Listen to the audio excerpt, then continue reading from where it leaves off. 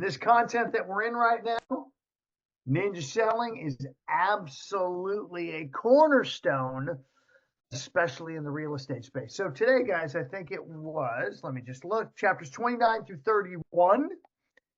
Those 10 pages or so, talking about your database, talking about what's holding you back, talking about the things that you can be doing to really get into a system and a flow with the people in your world. And as always, it's your guys' room.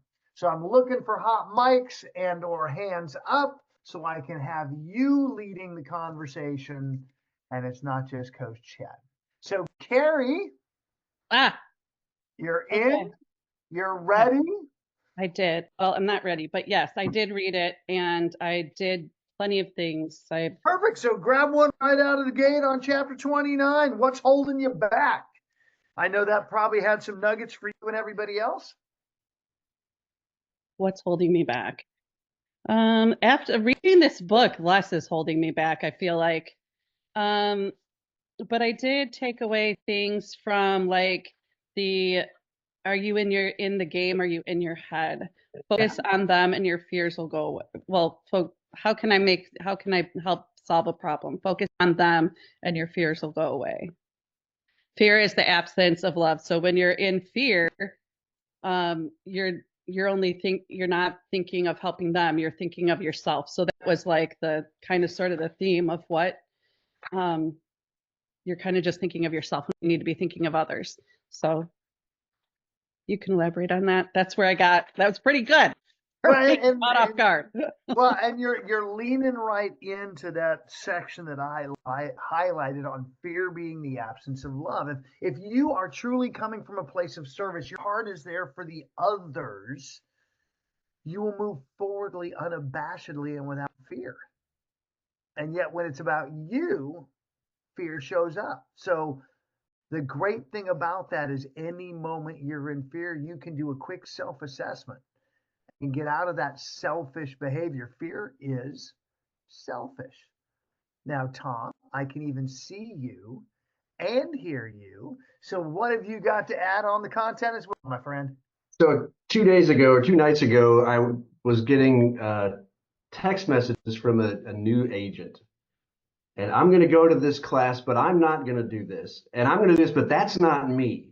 And this is and not, and not, and not. And so I looked at this and I called her and I said, "You have children, right?" "Yes, I've got children." You ever, when they're two, say, I'm not going to do that. I'm not going to. If you're not going to do it, you're not going to do it. But here's my question for you. It's talking to her. What are you going to do? Stop telling me what you're not going to do and step in and do and try this. And I did. I read to her about the absence of fear, and there's the two, I can't find the right page, but there's the two paths, one being fear and the other being whatever it is. And you're choosing fear, and you can't love somebody else when you're defending yourself, and you're not really defending yourself. In fact, she had sent me this video and how fear is very wide but very thin, and she was just choosing to walk a long wall of fear instead of just peering her head through and trying one call.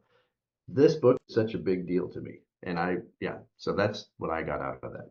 So how many of you, by show of hands, have known someone to build an absolutely big life permanently in fear? Right? It can't be done. You got to take risk. You got to be out there. You got to feel the fear and do it anyway. See, it's as we read in some previous work last year, it's courage. People don't have an absence of fear. Those that are making calls and working through that process, it's not that they have absence of fear. The fear still exists. Even if you do it on a regular basis, the fear still creeps back. Do you have the courage to push through? And I love this on this fear piece since you brought it in, Tom, because really, what's the worst that can happen? Your fragile little ego might get a bruise. You're not going to get hurt. You're not going to die. Just stay on that call horse and keep cranking away. And if I can just add one Oh, last thing. go for it, Tom, then I'm going to bump to Robert.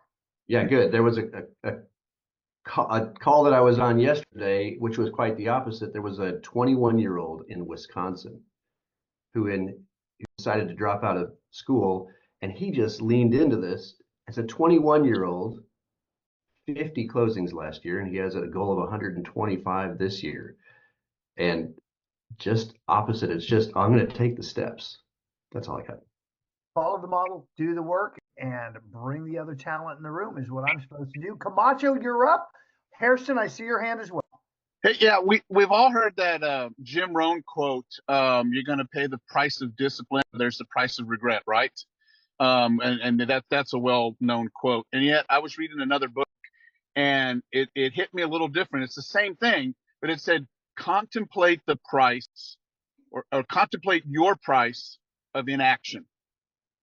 And I mean, it's getting right to the fear thing, right? There is a price for us not busting through a fear, not making that call, all of those things. And I read that, and it just hit me really, really different. That's something I read earlier this week. But contemplate the price of inaction, and I mean, literally put a dollar amount to it, because that could be eye-opening. Okay. Yeah, absolutely, man. Just everything you're not doing has a cost, and here in the real estate space, it's probably significant. That next conversation could easily be the $1 million listing or the $1 million loan. Mark Hairston, since we're talking loans, I know your hand was up. What do you got, brother? Well, this conversation comes on the heels of a meeting I just came from. I'm in a weekly men's Bible study on Thursday mornings. I just got home from that, and the main point, he says, there comes a point when you stop preparing and start fighting. He's talking about more of a spiritual fight, but that the key is there's 4 steps. Be clear about the mission, be committed to the battle, be strategic in your actions, and be mindful where your help comes from. And I just wanted to, a lot of times I do a lot of preparing, but am I really in the battle? And when I say battle, I mean, are you in the game? And that was just so poignant this morning, and this conversation piggybacks on that, in my opinion. Will you go through those 4 again real quick? Read them into the room. I think it was 4. Yeah, it was 4. Be clear about the mission, be committed to the battle, what he calls a battle, be strategic with your actions, and be mindful where your help comes from. It could be a coach, it could be mentors, it could be friends, it could be coworkers, whatever. I liked it. Well, it's absolutely on point and ties to exactly what we're doing in our businesses. Amen. You've got the goal, you have production, and if you've worked with me, you've got the magic pending number. You know what has to happen there. Number 2, take action, be in the game. Battle is that word, and yet it's in the game, in the activities, doing the work.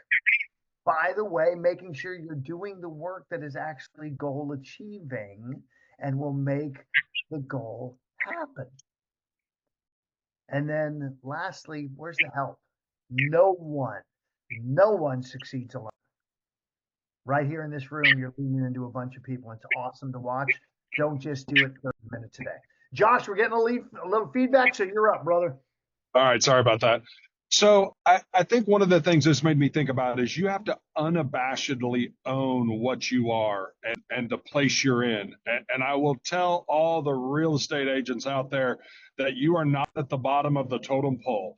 The person at the bottom of the totem pole is the used car salesperson. So you have to have been a used car salesperson to be able to say, I'm going to own what I am. I had a really cool situation come up the other day. I was just at an optometrist appointment, no big deal, getting my eyes checked. And I was a minute early to the appointment, and the lady wasn't ready for me. I said, hey, no problem. I've got to take care of an offer real quick for one of my clients. Give me just a second. And I'll give you a few minutes. And she kind of looked at me funny. And a few minutes later, she's like, are you in real estate? I said, oh, yeah, I'm a realtor. And she said, about 5 minutes later, she's like, I'm meeting with an agent tomorrow night at 7:15. And I looked at her and I said, I am so offended. And I just met her, of course. So she laughed.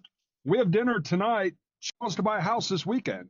So I don't necessarily think wearing a name tag or wearing a shirt that says ask me about real estate or a sticker on your laptop is how you want to do it.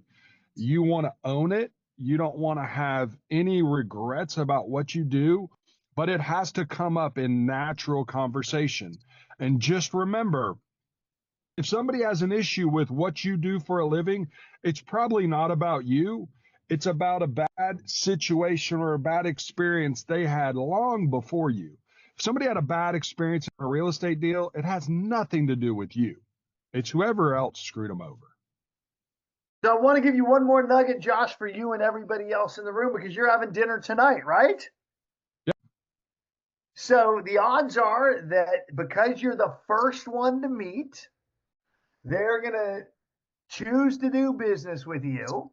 Actually, the best part is I let them have that meeting yesterday or 2 days ago, said, hey, how'd that meeting go? She's like, it was good. I said, great. Are we still having dinner? She said, absolutely. So I'm actually the second meeting. Awesome. So even better, you're going to close it and do it. And if you're the first meeting, there is specific language on it that I can share with you guys down the road on if they really want to do business with you, yet they have another meeting scheduled, how you can neutralize that meeting and even offer to reach out to that agent. And there's a great conversation to have with that agent on why they're not having the follow-up meeting because you schedule it. It's pretty cool stuff. We'll help with that. Great job, Josh. Sharon, I've seen you in and out with Mike. I muted you once because you and Mark are close enough that we got feedback. What do you got? We are.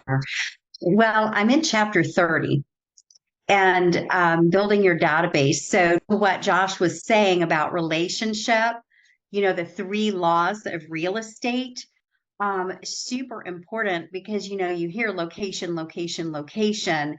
But one of the things I think that's given me staying power in this crazy, bizarre Austin market is timing. So number 1 is location. Number 2 is timing because everything is cyclical. And I got into investing at the same time I started in real estate. And I was the queen of bandit signs with a very specific niche. And I listed more homes than I actually bought in this season and became the short sale queen over a period of time. Back in the day, everything closed in December. And so my Decembers were insanity, because all the banks wanted all these short sales off there. So anyway, understanding the timing of where we were in the market in this specific area was important. And I feel like if we're going to niche, which, the riches are in the niche, however you want to call it. I think that's important. But number 3 is relationship. And I was going to actually use the part about fear, one of the things that motivates me away from fear. But as Josh talked about relationship, I think this is really important. If we don't know something about our clients or stay in touch with them at all, they're just going to go to the next person or the next door neighbor or the person that's referred to them. So I thought that was really empowering that he used wit, to disarm that person and get the appointment. So kudos to you, Josh. And I do want to bring up the part I was going to say about fear because it's still in building your database. A survey of 20,000 realtors showed that fewer than 40% had any kind of database. Even scraps of paper and business cards in a shoebox counted, yet 60% had nothing. The 40% with at least some semblance of a database earned 251% more income than those that had no database. If that does not motivate you away from fear to earn 251% more when you look at the averages of income, I don't know what does. So that was really my point.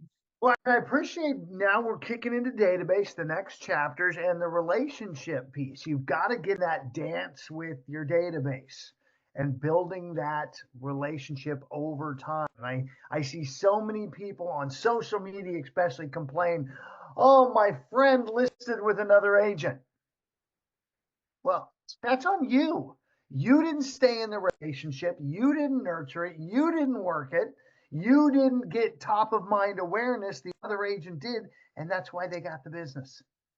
So it's why we have the process we do in our renegade world to keep you dancing with your database. April, what do you got? Um, so to touch on fear, I don't think it's just the fear of rejection or just about all these things of like the unknown. I think part of it is also staying in your comfort zone. A lot of people just want to stay where you're comfortable because that's where you're used to.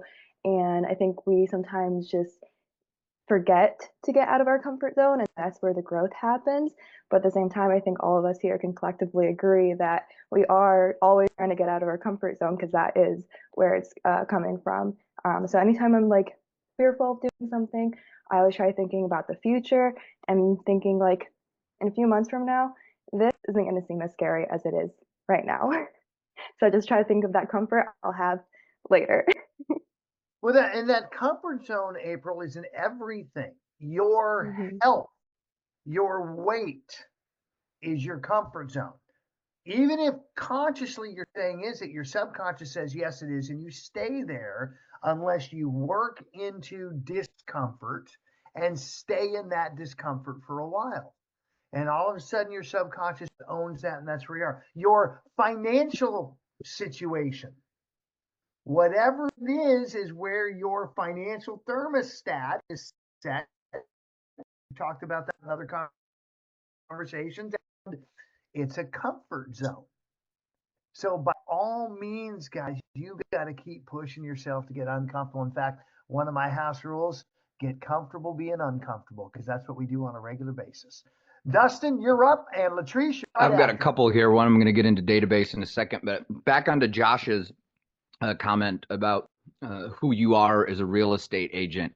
Number one, I've got tons of deals by wearing a name tag, so don't discount that one. That one actually works. But number two, if you guys know the laws of survival, right? You go laws of survival in threes. You got 3 minutes without air. You got 3 hours in inclement weather. And then you have 3 days without food.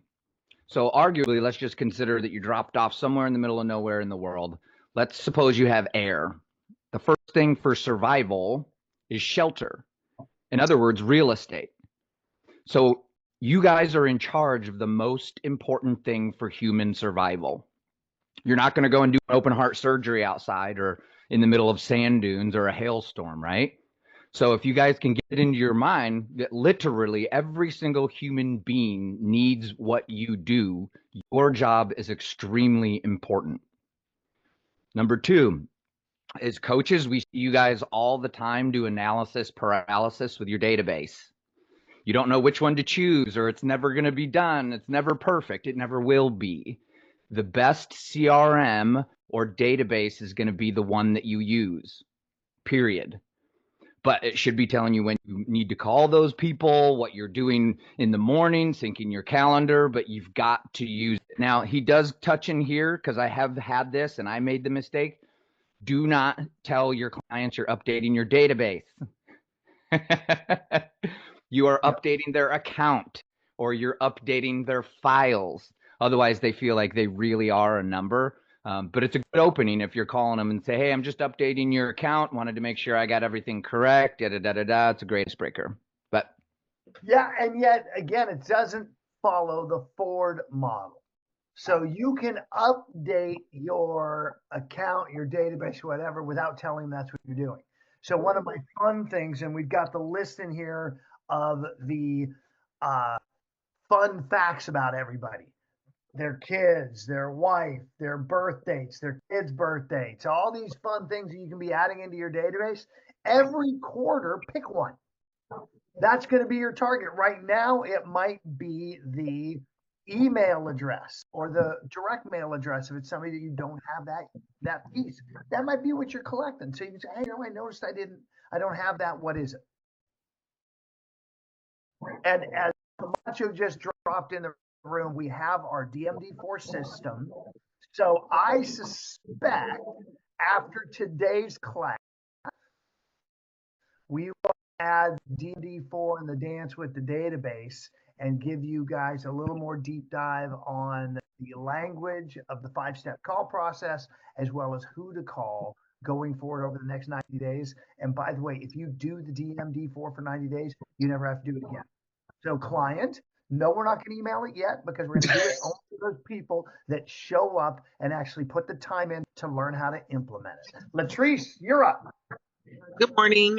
So for me, page 149, scalability is what's scalability, the ability to deliver high quality, high volume is important if you want a high level of income and still life, which is important to me. You really can't achieve scalability without a database. So it was just reiterating the importance of, having that database and actually utilizing it, because I definitely want to perform at a high level and be able to enjoy the fruits of my labor. And in that section on scalability, I want to make sure we anchor the 2 points of that. Number one is intention, which starts with set a time on your calendar to get started. I would say also set a time on your calendar every single week to work on your database and just doing some additional cleanup. In fact, gosh, what if you scheduled 1 o'clock Central on Wednesdays, where you spent that hour and you happen to be in the Renegade room where you have Maria, our database expert, there to help you? We talked about it yesterday, and this ties right into it. Get it on the calendar, get it scheduled, and be intentional about it. And then number 2, patience. Databases are built incrementally. They are built over time. They're cleaned up and updated over time. It is a lifelong process for you. As Dustin said, it will never be done. It's just being on the road to getting it there. Caesar, my friend, I love getting your words and getting you in here. What do you got? Thanks, Coach. I want to expand a little bit on what Charles said, the 3 laws of real estate. I guess we talked about location, timing, and then also relationship. And I wanted to bring it into just, I go to the gym almost every day, speaking to a few folks, and then one guy's like, I'm probably not going to be here much because I'm going into work, different job. So this has come into my mind. I'm like, let me get his contact because I'm not really going to see him. And so I really got because I want to tie into number 2, says patience at $1,000 per name, you're adding $100,000 to $150,000 a year income if you're at 100 to 100 people to your database. So that's always present in my mind now. So not only just chit chat, it's just to also be, how can I be of value to these people, and let them know, hey, you have a contact here if you ever need, and that's how we exchange some information. So this is also, again, just present in my mind now when you're speaking to people. We were talking about as well, you can't be this super extroverted, outgoing person one second and then be again a super introverted or mean person in other spots. That's how you are. That's how you're representing yourself at all times. I also tie into how you look and things like that, because even if you're out and about and you don't look presentable and you say, oh, I run a business, I'm like, what kind of business do you run? So that's always also topic here in my mind. Just want to share that with you guys. Awesome. And I want to hit on that 1,000 a second and have a little fun first. I'm going to be a U.S. Senator. That's why I'm wearing the hoodie, right? Just, going to Pennsylvania, Senator Fetterman. That being said, $1,000 per name per person. Every person you put in your database that you get on a 36 touch, that you call 4 times a year, is worth $1,000 a year to you. The math is the math. And so think about that. If you just had let's say you just had 130 people. That's $130,000 a year. And it is 2 conversations a day. That's how the math works. I love, Alicia, the look on your eyes. Holy crap, that's only 2 calls a day. Yeah, the math, because there's 13 weeks in a quarter. 5 days in a week, it's 2 conversations per day on those 130 people, plus getting your other automation going is $130,000 a year income. Follow the model, do the work, watch the magic happen. Now, client, we had some background noise, which is why I muted you. Lean into the camera, get closer, and by all means, share what you had to share, my friend. I just wanted to just give everyone an idea because we're talking about calling, we're talking about databases. Just to let everyone know, 2 million people, federal employees, are having to head back to work. I have a family member who works for the federal government. I am here to tell you that there's consternation. There's going to be a lot of homes sold in the next 2 months. Mark my word, that's all I have to say. Awesome. I have heard that label government worker is an oxymoron, but that's, just from my experience at the DMV. What else do you guys have? Come on, 2 more minutes. Let's get some good nuggets in here. Let's go. Thank you, Colleen. What do you have here? I was just going back again to the fear thing, just on that. Fear makes us focus on ourselves, and the whole point of Ninja is like taking the focus back to the relationships and the people that we're building with. So instead of sitting here thinking about yourself, your fear, start thinking about how you can help other people. So I thought that was a great takeaway for me. Awesome. Awesome. One other nugget for you guys before I come to Camacho to close us out. If I don't have your name on here and it just says iPhone, I don't know if you're legit or not. I don't know who you are, especially if I'm not seeing your image. So I'm not going to bring you in to speak. Make sure you make that adjustment and get your name in there when you log in. Camacho, close us out, Coach Camacho. I track my numbers. That's something we should be doing. And last year, I'm just going by memory. I can't pull it up right now. My time block lead generation was $400 an hour, and my dollars per conversation was 236. So those are just numbers. Those are my numbers. Could they be better? Probably. Could they be worse? Probably. And yet track your numbers, figure out where you are. And then I think $400 an hour, I think, is pretty darn good in most careers. Let's just say you're only 25% as good as Camacho. Every hour you're in conversation time, and Sarah, I'm looking at you because we've talked about this. Every hour you're in conversation is you're making $100. Every person you talk to using Robert Camacho's numbers, if you were 20, let's just say 20%, every person you talk to is worth $40. Since you know that, how many people are you going to talk to today? Let's get cranking it up and get it going.